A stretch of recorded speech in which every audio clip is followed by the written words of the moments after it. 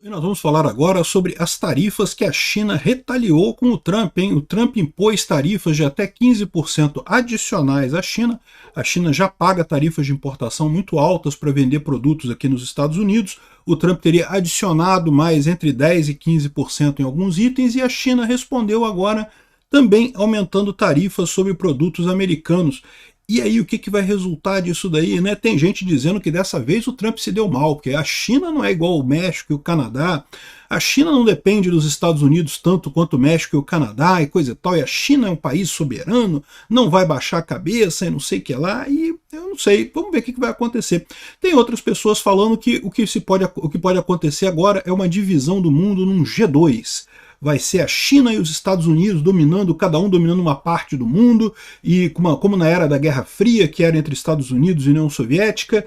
E eu vou dizer para vocês porque eu acho que essa teoria do G2 é furada. Eu acho que não vai ser isso não, tá? Eu não sei se a China vai baixar a cabeça para o Trump e vai baixar as tarifas, ou se ela vai encarar e vai brigar com o Trump de frente. Não sei o que vai acontecer, mas o G2 eu acho pouco provável.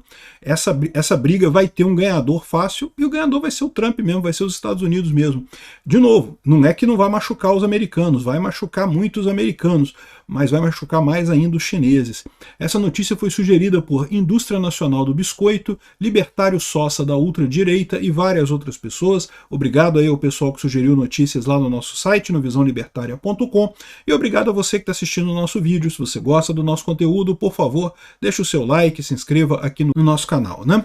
Pois bem, nos últimos dias a gente viu aí o Trump botar tarifas contra o México, contra o Canadá, contra a China, e chamou atenção isso porque esses são os principais parceiros comerciais dos Estados Unidos, né? O México, o Canadá e a China juntos respondem por 40% do comércio internacional americano. O Canadá em primeiro lugar, o México em segundo e a China em terceiro lugar.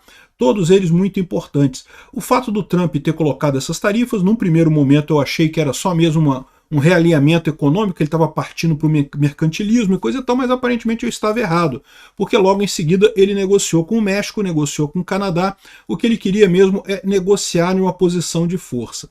E com o México e com o Canadá foi relativamente tranquilo, porque esses países são países amigos americanos e são países que têm muito a perder brigando com os Estados Unidos, né? A economia do México e do Canadá dependem muito da economia americana. E a China? A China é um caso diferente. Eu não acho diferente nesse tema. A China também depende muito da economia americana. Mas a China tem outros parceiros no mundo, né? A China vende para o mundo todo, para a Europa, por exemplo, muita coisa. É muito menos dependente dos Estados Unidos do que México e Canadá.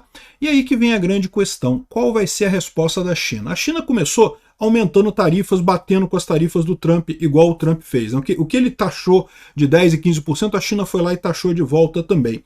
A grande questão é, o México também fez isso no primeiro momento, o Canadá também fez isso no primeiro momento, só que depois acharam melhor negociar e sair por um acordo, né? Como eu falei no vídeo anterior, parece que o Trump quer mesmo é negociar um acordo em posição de superioridade, né? Ele mostrou para o pessoal, ó, eu boto tarifa, a tarifa está aí, está só suspensa, se não negociar, a tarifa volta, né?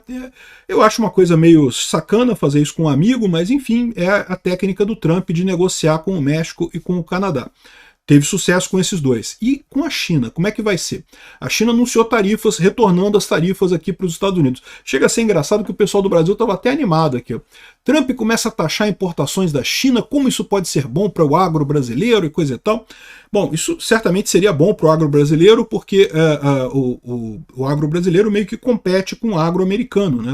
Os Estados Unidos também é um grande produtor agropecuário, e se os Estados Unidos começarem a botar tarifas nas importações da China, evidentemente que a China vai botar tarifas nas importações americanas, e isso pode acabar beneficiando o Brasil. Mas a verdade é que não, a China não botou tarifas no agro americano, tá? Botou em minerais e um monte de coisa, mas no agro não colocou não. Se você olhar aqui as tarifas, as mercadorias sujeitas às tarifas, isso aqui é a tradução feita pelo Poder 360. O Poder 360 colocou a tradução dos documentos da China sobre o aumento de tarifa, né?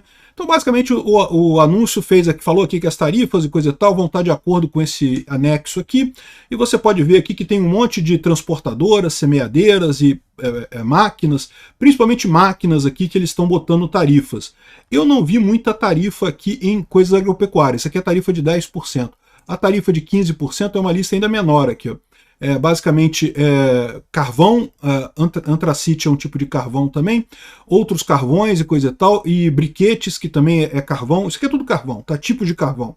E gás natural liquefeito. Então, repara que não entrou os produtos agropecuários nessa lista da retaliação da China com o Trump. Então, por enquanto, isso não está ajudando o Brasil não, né? Mas não sabe o que vai acontecer mais adiante. Pode ser que realmente ajude o Brasil mais adiante, né?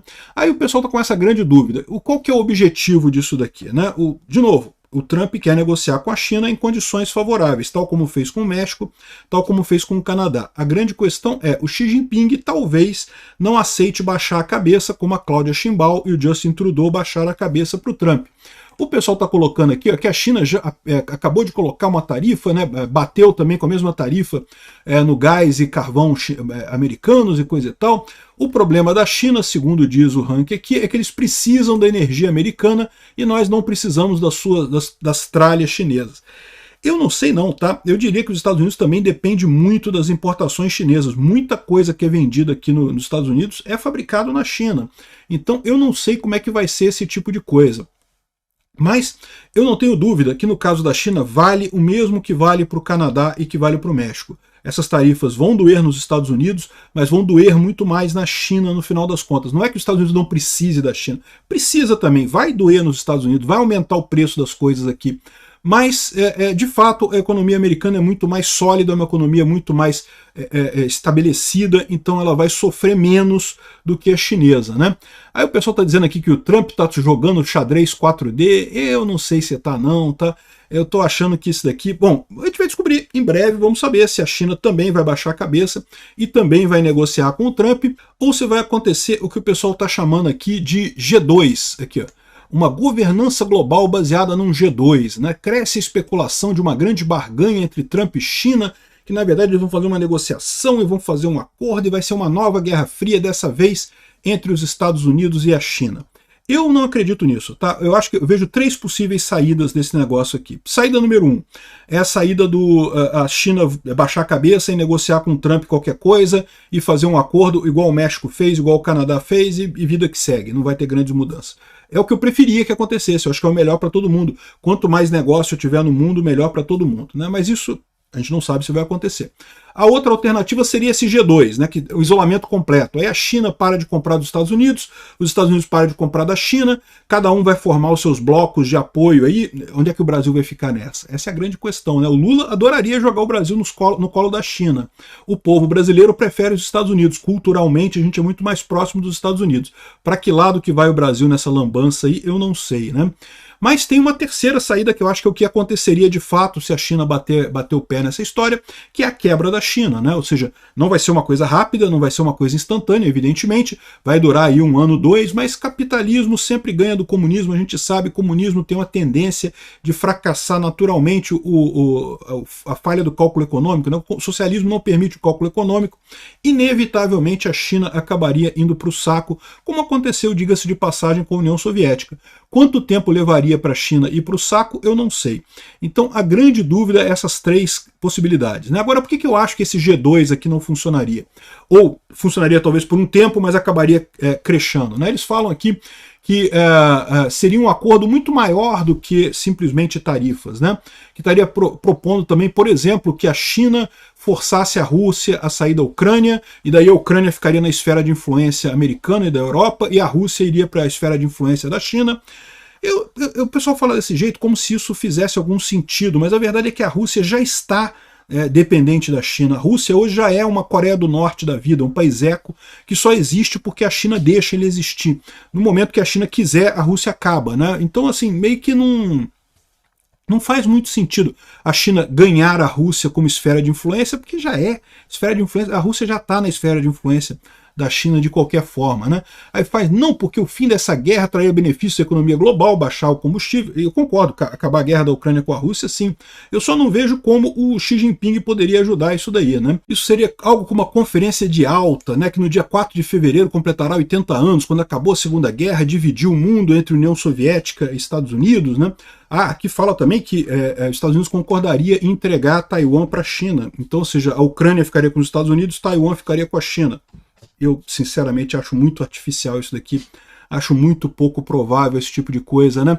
Bom, se acontecesse essa divisão, certamente não duraria muito tempo, como eu falei, e acabar quebrando a China. A China não tem condições de manter isso. Eu quero chamar a atenção para vocês para um fato de que essa ideia do G2, da divisão entre os Estados Unidos e China, não é uma coisa nova. Tá? Essa matéria saiu hoje, aqui, ou na verdade ontem, 3 de fevereiro de 2025, mas isso daqui, ó, essa outra matéria que saiu em 2018, duelo comercial China e Estados Unidos sinaliza um mundo dominado por G2. Então já falava a mesma coisa que estão falando aqui agora, falavam lá em 2018. Isso daqui, olha só, Obama, 2011. Aqui, ó, os Estados Unidos e China, um G2 se fazendo e coisa e tal, com Obama e o outro cara que nem era o Xi Jinping ainda. Ou seja, esse papo é um papo antigo. E lembra, mídia tradicional é sempre paga pelos comunistas, é sempre paga pelos chineses, é sempre paga pelos russos. Eles querem jogar essa história de G2, de China, Estados Unidos como oponentes e coisa e tal, sendo que não faz sentido. A União Soviética e os Estados Unidos faziam sentido G2 depois da Guerra Fria, por quê? Porque havia pouquíssima interação comercial entre os dois. A Rússia era muito, na época a União Soviética, era muito independente, muito autossuficiente, e os Estados Unidos totalmente não dependia da Rússia naquela época. Então, aliás, não depende hoje também, mas a União Soviética era autossuficiente naquela época. Então, o que acontece agora? Essa mesma divisão hoje em dia seria impossível, porque, ao contrário, Estados Unidos e China dependem muito um do outro, né? Então, é diferente essa história. Não é como a Conferência de Alta. Naquela época, o mundo não era globalizado, não tinha esse comércio todo. Então, eu acho que esse negócio de G2 não vai funcionar. Então, das duas, uma. Aliás, isso aqui também é uma outra perspectiva do G2 aqui que o pessoal colocou um pouco antes, poucos dias atrás, falando sobre o fim do ano, a China teria um crescimento, não sei o que lá, perspectivas da China, do G2 e coisa e tal. E a verdade é que o cara coloca que tem um monte de problema nessa história, e eu concordo, no final das contas, é pouco provável que a China consiga manter a economia dela se brigar de fato com os Estados Unidos. É a mesma história do Canadá e do México. É ruim para os Estados Unidos? É. Os Estados Unidos vai sentir? Vai ter inflação? Vai ficar ruim para o Trump aqui? Vai sim. Mas para a China vai ficar muito pior. A questão é, o Trump consegue aguentar o tranco aqui de desaprovação por conta de inflação alta até a China cair? É isso que eu não sei. Vamos ver o que vai acontecer nessa negociação aí. G2 acho pouco provável, não acredito que vai acontecer. O mais provável é capitulação da China. Quais vão ser as condições nesse caso, eu não sei. Mas vamos ver o que vai acontecer nos próximos dias.